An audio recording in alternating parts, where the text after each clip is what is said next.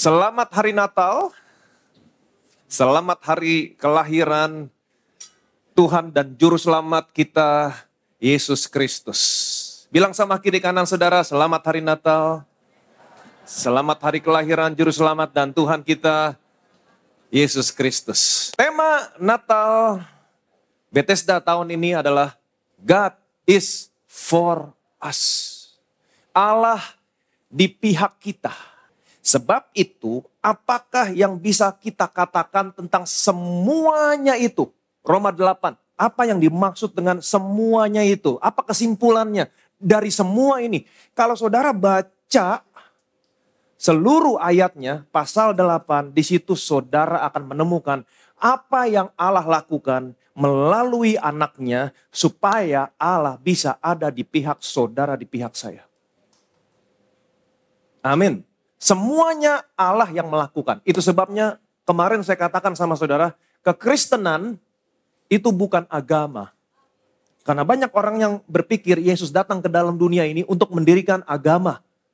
No, dia datang ke dalam dunia ini bukan untuk mendirikan agama. Jadi kekristenan bukan agama.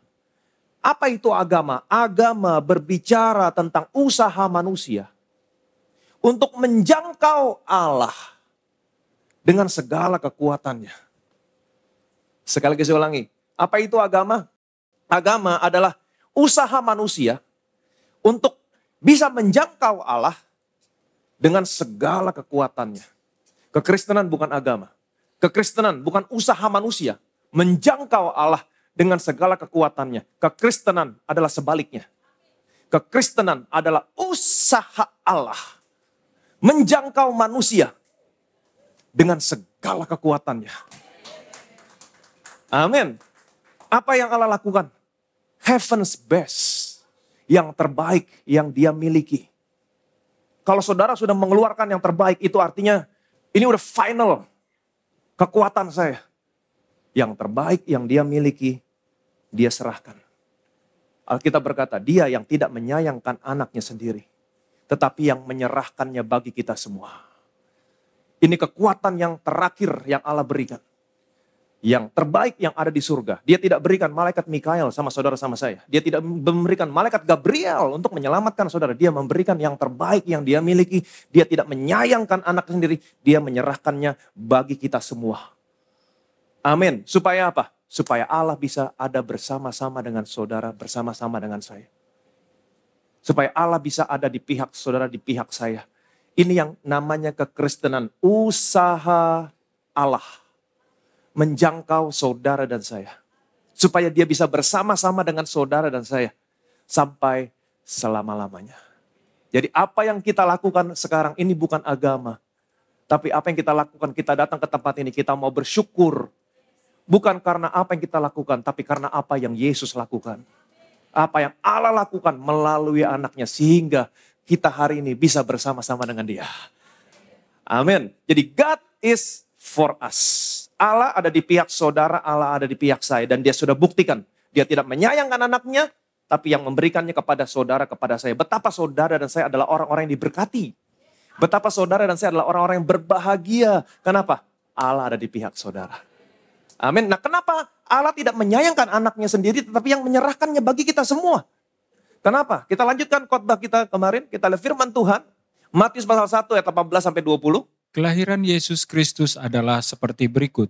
Pada waktu Maria, ibunya bertunangan dengan Yusuf, ternyata ia mengandung dari Roh Kudus sebelum mereka hidup sebagai suami istri. Karena Yusuf suaminya seorang yang tulus hati dan tidak mau mencemarkan nama istrinya di muka umum, ia bermaksud menceraikannya dengan diam-diam.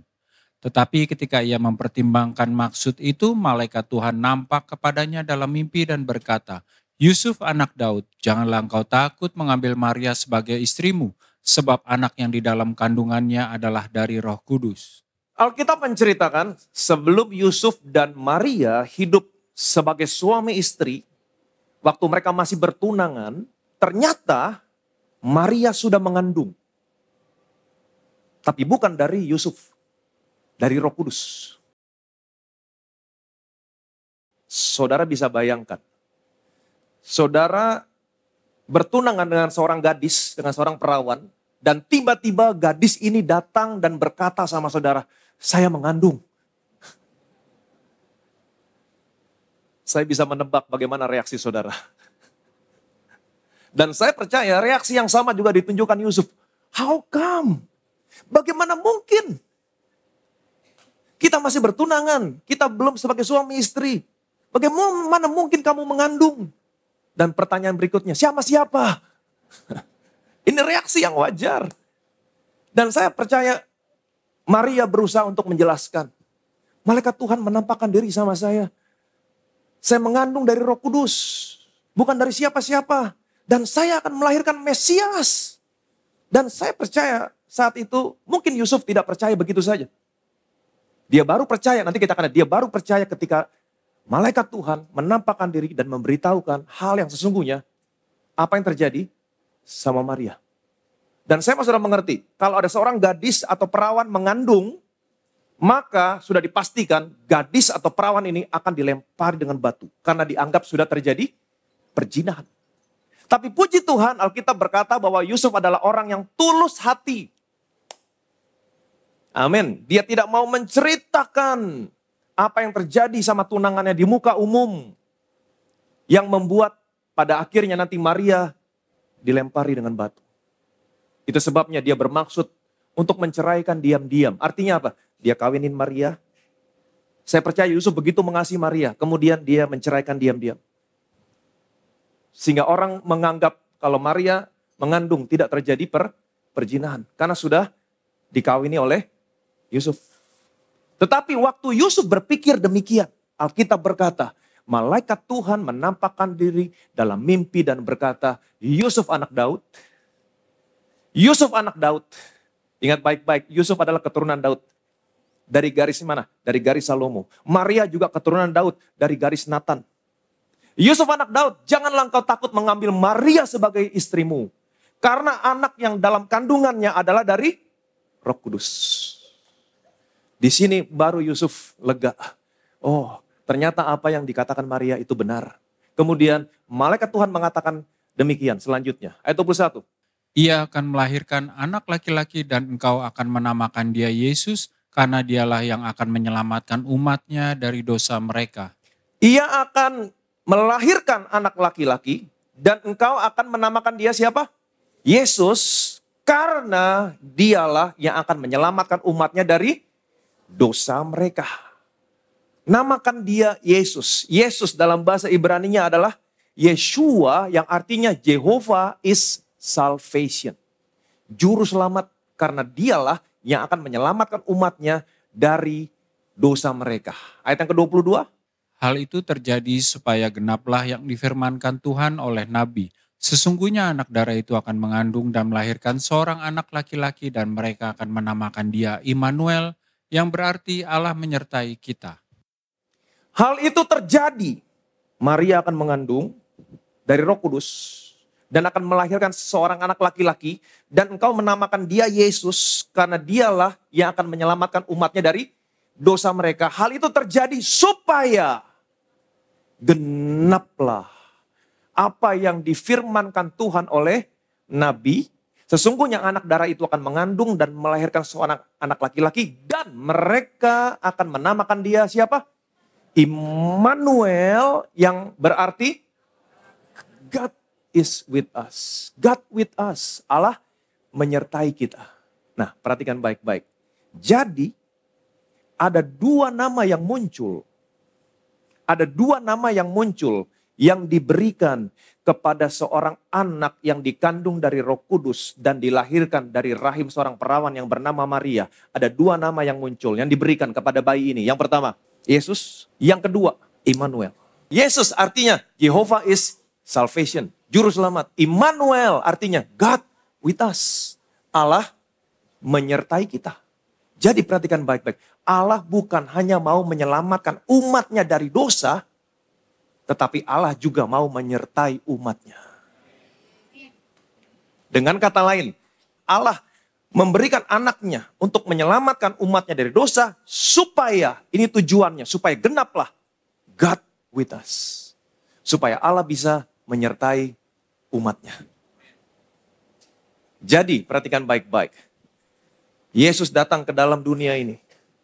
Dikandung dari Roh Kudus. Dilahirkan dari rahim seorang perawan yang bernama Maria. Ini merupakan titik awal. Ini merupakan titik awal dari rancangan Allah yang begitu indah. Di mana titik akhirnya, goalnya adalah supaya Allah bisa menyertai kita. Amin. Supaya Allah bisa menyertai kita. Bersama-sama dengan kita selama-lamanya. God with us. Immanuel. Nah, pertanyaan saya, apa saja yang Allah lakukan? Apa saja yang Allah lakukan melalui anaknya, Yesus. Sehingga Allah bisa bersama-sama dengan kita selama-lamanya. Yang pertama, dia berikan anaknya. Dia tidak menyayangkan anaknya, dia memberikan anaknya. Yang pertama, untuk menyelamatkan saudara dan saya dari dosa. Kenapa? Karena ingat baik-baik, kemarin saya katakan, karena dosalah yang membuat kamu terpisah dari Allah. Jadi yang pertama dia lakukan, supaya dia bisa menyertai saudara, dia memberikan anaknya untuk menyelamatkan saudara dan saya dari dosa. Bagaimana caranya dia menyelamatkan dari dosa? Kita sudah belajar kemarin. Betul? Perhatikan baik-baik. Waktu Allah menciptakan manusia, Allah memakotai manusia dengan apa? Kemuliaan dan hormat. Dan manusia saat itu telanjang. Tapi manusia tidak tahu bahwa manusia itu telanjang. Kenapa? Karena dimakotai oleh kemuliaan dan hormat. Tetapi apa yang terjadi waktu manusia jatuh dalam dosa? Alkitab berkata, manusia kehilangan kemuliaan dan hormat. Semua orang telah berdosa, kehilangan kemuliaan Allah. Dan waktu manusia kehilangan kemuliaan dan hormat, matanya terbuka. Dan manusia tahu saat itu bahwa manusia telanjang. Kenapa? Karena kehilangan kemuliaan dan hormat. Waktu manusia tahu manusia telanjang, apa yang manusia lakukan? Manusia menyemat daun pohon ara, menutupi ketelanjangannya karena dosa dengan perbuatan baik. Ini berbicara tentang usaha manusia menutupi ketelanjangan akibat dosa dengan usahanya sendiri. Dan banyak sekarang manusia yang berusaha untuk menutupi dosanya dengan perbuatan baik. Saya mau kasih tahu sama saudara, tidak ada satupun perbuatan baikmu yang bisa memenuhi standar Allah untuk bisa menyelamatkan kamu dari dosa. Tidak ada. Alkitab berkata, sebab karena kasih karunia kamu diselamatkan oleh iman. Bukan hasil usahamu, tapi pemberian Allah. Bukan hasil pekerjaanmu. Jangan ada seorang pun yang memegahkan dirinya di hadapan Allah. Kalau ada perbuatan baik saudara yang bisa menyelamatkan saudara dari dosa, maka Allah tidak perlu memberikan anaknya datang ke dalam dunia ini mati menyelamatkan kamu dari dosa. Enggak perlu. Jadi jangan pernah memegahkan diri dengan perbuatan baik. Tidak ada satupun perbuatan baik yang bisa menyelamatkan kamu dari dosa. Kamu butuh kasih karunia Tuhan. Untuk menyelamatkan kamu dari dosa. Kemudian apa yang Allah lakukan di Taman Eden? Allah menunjukkan kepada saudara, kepada saya. Betapa buruknya dosa. Karena dosa mendatangkan kematian. Alkitab berkata, upah dosa adalah maut. Kemudian Allah membuat pakaian untuk menutupi ketelanjangan manusia yang jatuh dalam dosa. Allah buat pakaian mereka dari kulit binatang. Apa artinya Allah membuat pakaian dari kulit binatang untuk menutupi ketelanjangan mereka akibat dosa? Artinya ada binatang yang dipotong. Ada binatang yang disembelih. Ada darah tercurah. Allah berinisiatif mengorbankan binatang sebagai kematian pengganti untuk manusia yang berdosa. Seharusnya manusia mati, tapi ada kematian pengganti untuk manusia berdosa. Binatang yang tidak berdosa mati menggantikan manusia yang berdosa. Dan kabar baiknya, kulitnya dibuat Allah pakaian untuk menutupi ketelanjangan manusia akibat dosa. Apa yang Allah lakukan di Taman Eden, semuanya berbicara tentang apa yang Allah lakukan melalui anaknya untuk menyelamatkan saudara dan saya dari dosa. Ingat baik-baik, tidak ada pengampunan tanpa penumpahan darah. Itu sebabnya untuk menyelamatkan saudara dan saya dari dosa, anaknya harus mati, mencurahkan darahnya. Dan ingat, darah yang tercurah untuk menyelamatkan kamu dari dosa adalah darah yang harus tidak bercacat, tidak bercelah. Kudus. Itu sebabnya betapa pentingnya dikatakan tadi. Dia dikandung dari Roh Kudus. Dilahirkan dari rahim seorang perawan yang bernama Maria. Dia dikandung dari Roh Kudus. Artinya apa? Yesus bukan berasal dari pembuahan antara Yusuf dengan Maria. Bukan. Kalau Yesus berasal dari pembuahan Yusuf dan Maria, ingat, semua orang telah berdosa dan telah kehilangan kemuliaan Allah. Kalau Yesus adalah hasil dari pembuahan Yusuf dan Maria, artinya apa? Yesus lahir sebagai manusia berdosa. Darahnya tidak qualified untuk menyelamatkan saudara, menyelamatkan. Itu sebabnya betapa pentingnya dia dikandung dari Roh Kudus. Kemudian dilahirkan dari rahim seorang perawan yang bernama Maria. Dengan kata lain, kandungan Maria hanya dipinjam untuk membesarkan bayi Yesus selama 9 bulan. Dan medis sudah membuktikan, selama janin ada dalam kandungan seorang ibu, sampai dia bertumbuh menjadi seorang bayi yang siap dilahirkan 9 bulan, dia terhubung dengan ari-ari kepada ibunya, betul? Dan medis membuktikan, selama dia dalam kandungan ibunya, terhubung dengan ari-ari, tidak ada satu tetes darah pun dari ibunya mengalir kepada bayinya. Tidak ada. Hanya apa yang diberikan, nutrisi, makanan, oksigen. Tidak ada darah. Jadi dengan kata lain, bayi Yesus ditaruh dalam kandungan Maria, dititipkan dalam kandungan Maria untuk dibesarkan sampai dia dilahirkan. Yesus lahir sebagai satu-satunya manusia yang tidak berdosa. Amin. Kenapa? Karena dia dikandung dari Roh Kudus. Itu sebabnya 3 rasul berkata, dia tidak berdosa, di dalam dia tidak ada dosa. Dia tidak mengenal dosa. Waktu Yohanes Pembaptis melihat Yesus di Sungai Yordan, inilah anak domba Allah yang menghapus dosa dunia. Darahnya qualified untuk menyelamatkan saudara, menyelamatkan saya. Itu sebabnya malaikat Tuhan berkata, dia akan mengandung, melahirkan seorang laki-laki, dan engkau harus menamakan dia siapa? Yesus. Karena dialah yang akan menyelamatkan umatnya dari dosa mereka. Yesus tergantung di atas kayu salib. Sama seperti Allah mengorbankan binatang. Dia menggantikan posisimu, dia memberikan kematian pengganti buat saudara, buat saya. Amin. Semua penghukuman yang seharusnya menjadi bagian saudara, bagian saya, ditanggungkan kepada Yesus. Dia dihukum sampai mati, darahnya tercurah. Darah yang tercurah adalah darah yang qualified menyelamatkan saudara dan saya dari semua dosamu. Yang percaya boleh bilang amin. Amin. Jadi waktu dia mencurahkan darahnya, dia menyelamatkan saudara dan saya dari dosa. Itu yang pertama kali Allah lakukan. Amin. Nah, apa yang selanjutnya Allah lakukan? Supaya Allah bisa bersama-sama dengan saudara. Immanuel, menyertai saudara sampai selama-lamanya. Yesus mati, kemudian dia dibungkus dengan kain kafan, dibaringkan di atas kubur batu. Dan pada hari yang ketiga, Allah membangkitkan Yesus. Ini luar biasa. Karena kalau saudara baca Alkitab, semua orang yang pernah mati dan dibangkitkan akan mati lagi.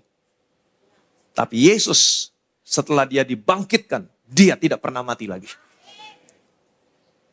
Amin. Nah, untuk apa Yesus dibangkitkan? Untuk apa? Untuk apa dia dibangkitkan? Bukan karena dia anak Allah, bukan.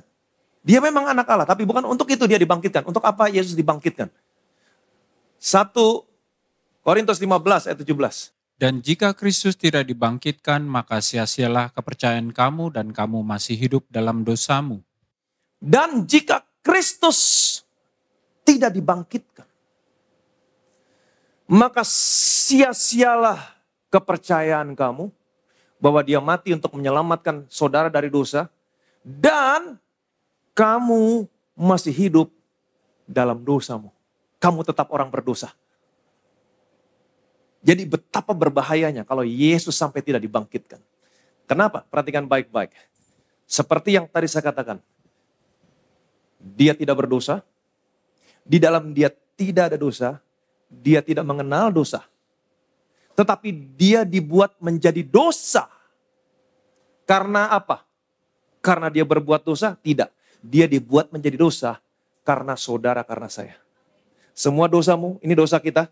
Semua dosamu ditanggungan di tubuh anaknya yang tidak berdosa. Dia yang tidak berdosa dibuat menjadi dosa karena kita. Karena dosamu, karena dosa saya. Waktu Yesus menanggung semua dosamu, Alkitab berkata dalam murka yang meluap. Allah menghukum Yesus. Allah memperlakukan Yesus sebagaimana layaknya Allah memperlakukan orang berdosa. Allah menghukum semua dosamu di tubuhnya Yesus. Sampai anaknya mati. Darahnya tercurah, darah yang tercurah adalah darah yang menyelamatkan kamu dari dosa. Kemudian anaknya mati. Pada hari yang ketiga, Allah membangkitkan anaknya. Waktu Allah membangkitkan anaknya tanpa dosamu lagi.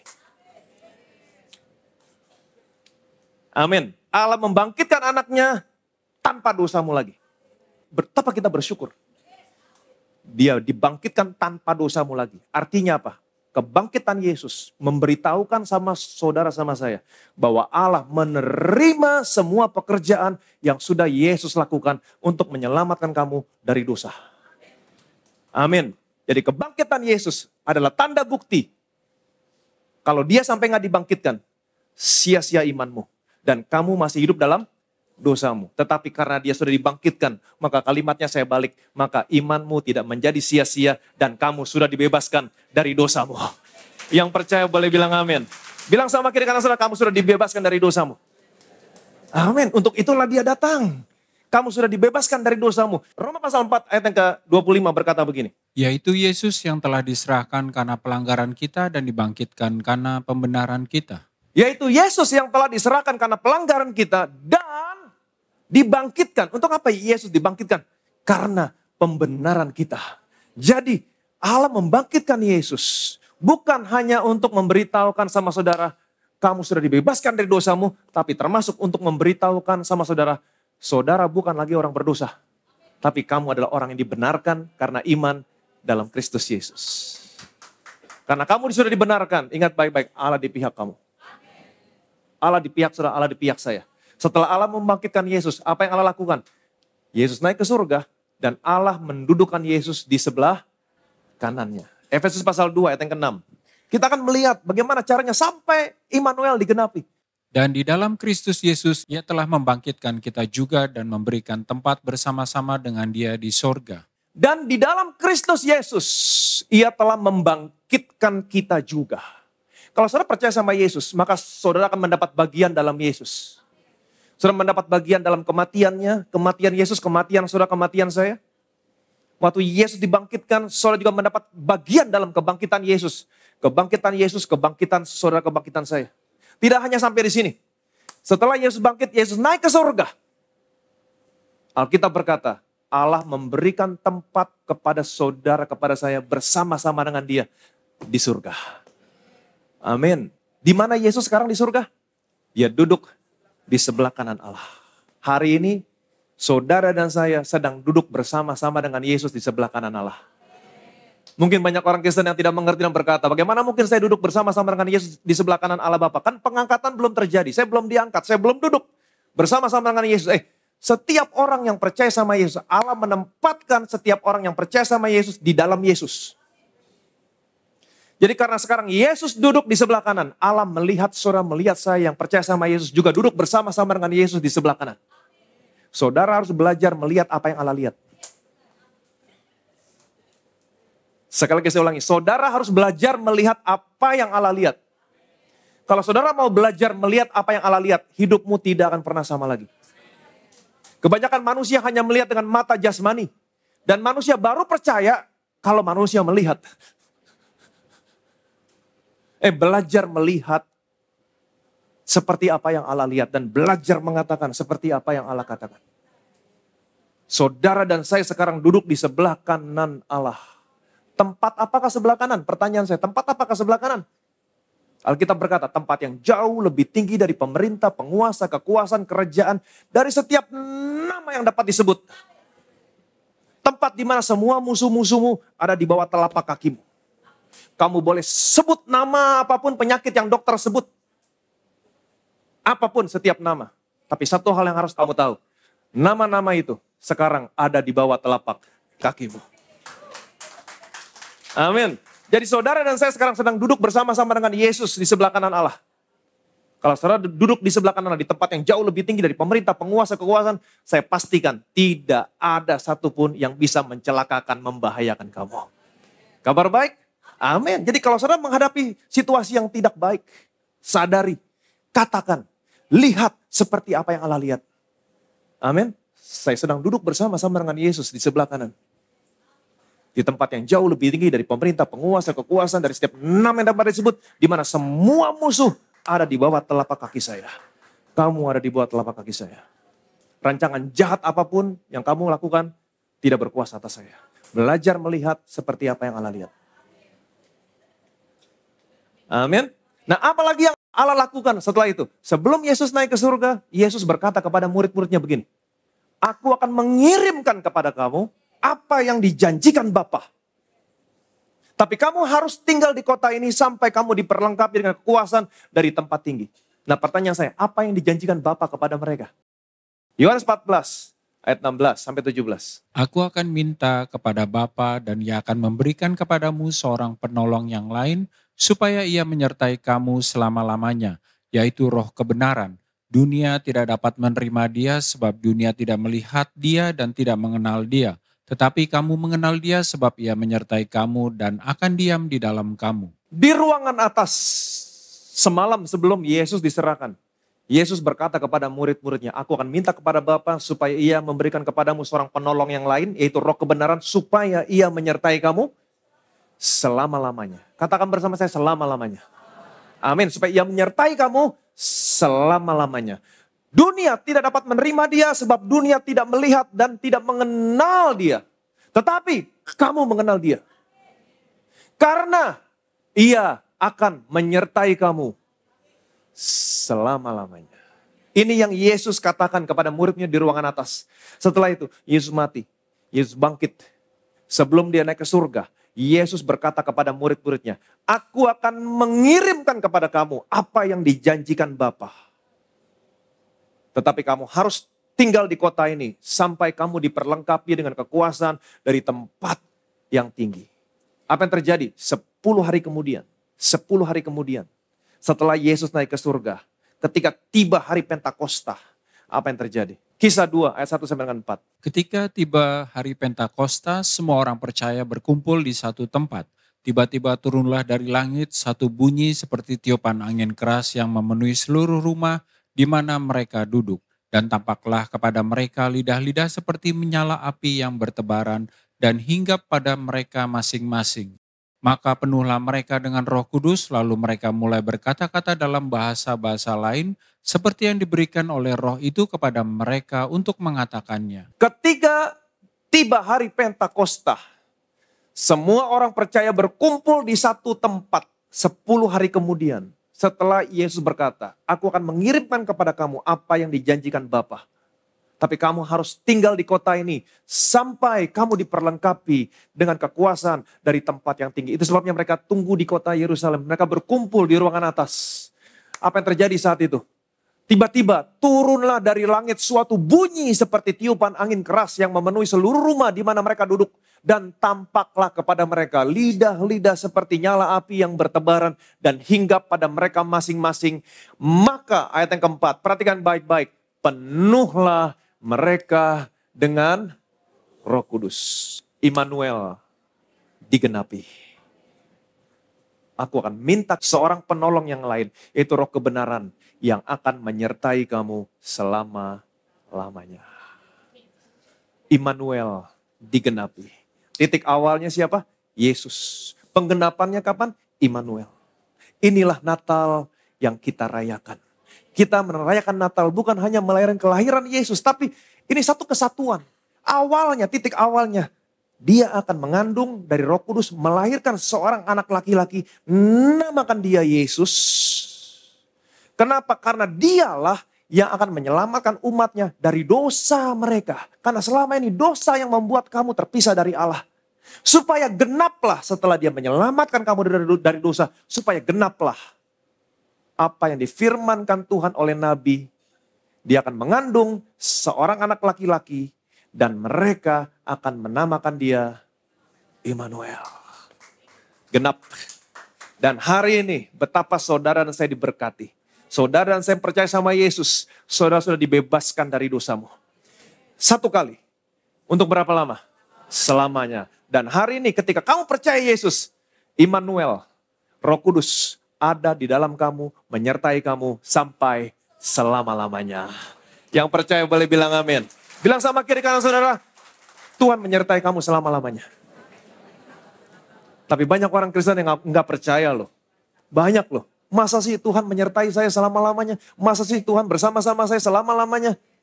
Saya nggak mau Tuhan bersama-sama saya, ntar saya dihukum Tuhan. No. Kalau Tuhan menyertai kamu, artinya apa? Tuhan ada di pihak kamu. Tuhan ada di pihak kita. God is for us. Dan saya percaya, inilah Natal yang kita rayakan. God is for us. Dan saya percaya, setiap kali kita merayakan Natal, sesungguhnya Tuhan sedang mempersiapkan kamu, memberikan kekuatan kamu sama saudara untuk masuk ke tahun berikutnya. God is for us. Percayalah. Apapun yang terjadi di hari esok, apapun yang terjadi di tahun 2025, apapun yang buruk. Satu hal yang harus kamu percaya, Allah di pihak kamu. Amin. Allah di pihak kamu. Apapun situasi yang sulit, apapun situasi yang buruk. Satu hal yang harus kamu percaya. Allah di pihak kamu. Apa artinya Allah di pihak kita? Apa artinya Allah di pihak kita? Roma pasal 8 ayat 31 sampai 32. Sebab itu apakah yang akan kita katakan tentang semuanya itu? Jika Allah di pihak kita, siapakah yang akan melawan kita?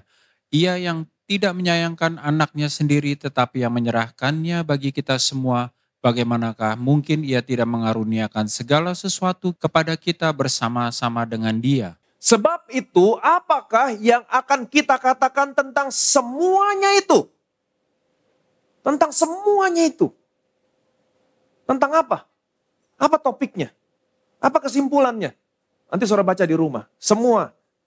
Roma pasal 8 ayat 31 sampai 36. Semuanya berbicara tentang usaha Allah untuk menjangkau manusia dengan tidak menyayangkan anaknya sendiri, tapi yang memberikannya kepada saudara, kepada saya. Amin. Saudara baca semuanya tentang usaha Allah untuk menjangkau saudara, menjangkau saya. Ia yang tidak menyayangkan anaknya sendiri, tetapi yang menyerahkannya bagi kita semua. Anaknya datang, anaknya mati, mencurahkan darahnya, menyelamatkan kamu dari dosa. Kemudian bangkit pada hari yang ketiga, membenarkan saudara, membenarkan saya. Amin. Kemudian anaknya naik ke surga, duduk di sebelah kanan. Sebelum dia naik, dia menjanjikan, aku akan mengirimkan kepada kamu apa yang dijanjikan Bapa. Pada hari Pentakosta, Allah memberikan Roh Kudus sama saudara, sama saya. Apa yang kita bisa katakan tentang semuanya ini? Titik awalnya Yesus, titik akhirnya Immanuel. Apa yang kita bisa katakan? Allah di pihak kita. Paulus berkata, apa yang kita bisa katakan? Allah di pihak kita. Ini kesimpulannya. Ini Natal yang kita rayakan. Allah di pihak kita. Apa artinya Allah di pihak kita? Yang pertama, jika Allah di pihak kita, siapa yang bisa lawan kita? Jadi arti kata God is for us. Apa artinya? Kalau Allah di pihak kita, siapa yang bisa lawan kita? Amin. Yang kedua, perhatikan baik-baik. Ia yang tidak menyayangkan anaknya sendiri, tetapi yang menyerahkannya bagi kita semua. Heaven's best, yang terbaik yang ada di surga. Dia tidak sayangkan, dia berikan sama saudara. Yang paling dia sayang, anak yang tunggal, dia tidak segan-segan, dia berikan sama saudara. Artinya apa? Betapa saudara dan saya dikasihi Tuhan. Jadi arti yang kedua, God is for us. Tuhan mengasihimu. Amin. Yang ketiga, apa artinya God is for us? Ia yang tidak menyayangkan anaknya sendiri, tapi yang menyerahkannya bagi kita semua. Bagaimanakah mungkin ia tidak mengaruniakan segala sesuatu kepada kita bersama-sama dengan dia. Kalau yang terbaik saja dia berikan sama saudara. Apalagi yang lain. Kalau yang terbaik dia sudah berikan, tidak mungkin dia tidak memberikan yang lainnya sama saudara. Jadi arti yang ketiga, God is for us. Artinya Tuhan akan memelihara kamu dengan sempurna. Amin. Tuhan akan memelihara kamu dengan sempurna. Inilah Natal yang kita rayakan. Ia tidak menyayangkan anaknya sendiri, tapi yang memberikannya kepada kita semua. Mati di atas kayu salib. Menyelamatkan kamu dari dosa. Namanya Yesus. Supaya genaplah firman Tuhan oleh perantara nabi. Sesungguhnya anak darah itu akan mengandung dan melahirkan seorang anak laki-laki. Dan mereka menamakan dia Immanuel. Titik awalnya adalah Yesus menyelamatkan kita dari dosa. Tujuan akhirnya, penggenapannya adalah Immanuel. Supaya Allah bisa bersama-sama dengan kita. Ini kabar baik yang memberikan pengharapan. Apapun yang kamu hadapi di hari esok, apapun yang kamu hadapi di tahun 2025. Satu hal yang harus kamu percaya. God is for us. Allah di pihak kita. Apa artinya? Dia akan mengasihimu, dia memproteksi kamu, dia memelihara kamu. Percayalah, kamu dikasihi, kamu diproteksi, kamu dipelihara lebih dari apa yang bisa saudara bayangkan. Yang percaya boleh bilang amin. Amin. Bilang sama kiri kanan saudara, Allah di pihak kita. Siapa yang dapat melawan kita? Berikan kemuliaan dan beri bagi nama Yesus. Betapa kami bersyukur Tuhan, kami merayakan Natal. Kami mendengar kabar baik yang memberikan pengharapan kepada kami. Natal bukan hanya berbicara tentang kelahiran seorang bayi yang dikandung dari Roh Kudus, dilahirkan dari seorang perawan yang bernama Maria untuk menyelamatkan kami dari dosa. Ini semua hanya titik awal di mana anak ini harus lahir dan diberi nama Yesus. Karena dialah yang akan menyelamatkan umatnya dari dosa mereka. Ini hanya titik awal. Di mana titik akhirnya penggenapan dari Yesus yang datang ke dalam dunia ini. Menyelamatkan dari dosa. Tujuannya adalah, penggenapannya adalah, goalnya adalah, titik akhirnya adalah Immanuel. God with us. Supaya Allah bisa bersama-sama dengan kami hari ini. Dan betapa kami bersyukur. Kami semua yang percaya kepada Yesus, semua dosa kami sudah diampuni. Kami dikuduskan satu kali untuk selama-lamanya oleh darah-Mu. Dan hari ini, karena kami sudah dikuduskan satu kali untuk selamanya, Roh-Mu yang kudus bisa tinggal dalam kami, menyertai kami sampai selama-lamanya. Ketika Engkau menyertai kami, kami percaya Engkau di pihak kami. Engkau bukan di pihak yang menentang kami, tapi Engkau di pihak kami. Itu sebabnya kami percaya Tuhan, kalau Engkau di pihak kami, apapun yang kami akan hadapi di hari esok, apapun yang kami hadapi di tahun 2025, karena Allah di pihak kami bisa rest, kami bisa tenang. Situasi apapun yang kami hadapi, kami tahu, kami diproteksi Tuhan, kami dipelihara Tuhan, kami dikasihi Tuhan, lebih dari apa yang bisa kami bayangkan. Dunia boleh semakin gelap, semakin sulit, tapi kami tahu kami dipelihara Tuhan. Tuhan bukan memelihara kami berdasarkan keadaan ekonomi dunia ini. Tapi jauh daripada itu, di luar akal pikiran kami, Tuhan akan memelihara kami berdasarkan kekayaan, kemuliaan yang Kau miliki di surga. Ketika Engkau di pihak kami, tidak ada yang bisa melawan kami. Karena kami ada di tempat yang jauh lebih tinggi dari pemerintah, penguasa, kekuasaan, dari setiap nama yang dapat disebut. Engkau tahu satu persatu Tuhan, anak-anak-Mu di tempat ini. Kalau ada di antara mereka divonis dokter dengan satu nama penyakit. Tapi satu hal kami tahu. Kami sekarang sedang duduk bersama-sama dengan Engkau di sebelah kanan. Jauh lebih tinggi dari setiap nama penyakit apapun yang dokter vonis kepada mereka. Dan nama itu hari ini ada di bawah kaki mereka. Dalam nama Tuhan Yesus Kristus.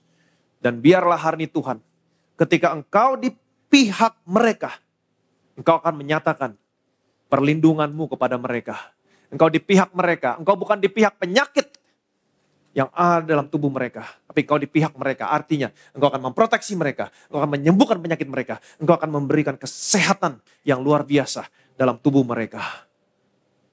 Engkau di pihak kami. Engkau begitu mengasihi kami Tuhan. Itu sebabnya kami percaya. Karena Engkau begitu mengasihi kami. Kalau yang terbaik saja di surga Engkau berikan kepada kami. Bagaimanakah mungkin Engkau tidak mengaruniakan segala sesuatu kepada kami bersama-sama dengan Kristus. Kau tahu satu persatu apa yang mereka butuhkan hari ini. Kau tahu kebutuhan mereka Tuhan. Engkau tahu. Kalau saja yang terbaik Engkau berikan. Apalagi yang mereka inginkan hari ini Tuhan. Dalam keluarga mereka, dalam studi anak-anak mereka, dalam pekerjaan mereka, dalam karir mereka. Kalau yang terbaik saja, heaven's best Engkau berikan. Apalagi yang mereka inginkan hari ini. Segala sesuatu Engkau berikan kepada mereka. Kami bersyukur hari ini kami mendengar kabar baik yang memberikan kekuatan kepada kami. Kami siap melangkah di hari esok, masuk di tahun yang baru. Dengan tetap tenang dan percaya. Karena Tuhan di pihak kami. God is for us. Kami akan melihat kasih-Mu. Kami akan melihat proteksi-Mu. Kami akan melihat pemeliharaan-Mu jauh dari apa yang kami bayangkan. Segala kemuliaan, segala hormat, segala pujian hanya bagi nama Tuhan Yesus Kristus. Semua yang percaya diberkati, yang disayang Tuhan. Sama-sama kita katakan. Amin.